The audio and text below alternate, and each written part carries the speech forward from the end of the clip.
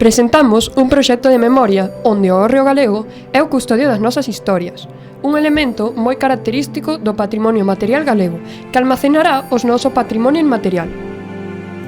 Aquí guardamos as fotografías, audios e vídeos das historias contadas polos nosos avós e avoas.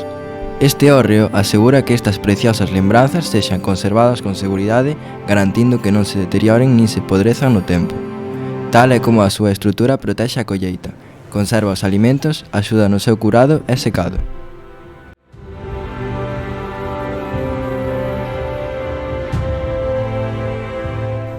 Cada fotografía é un fragmento dese tempo, onde o rural era a escola, e a casa, o universo.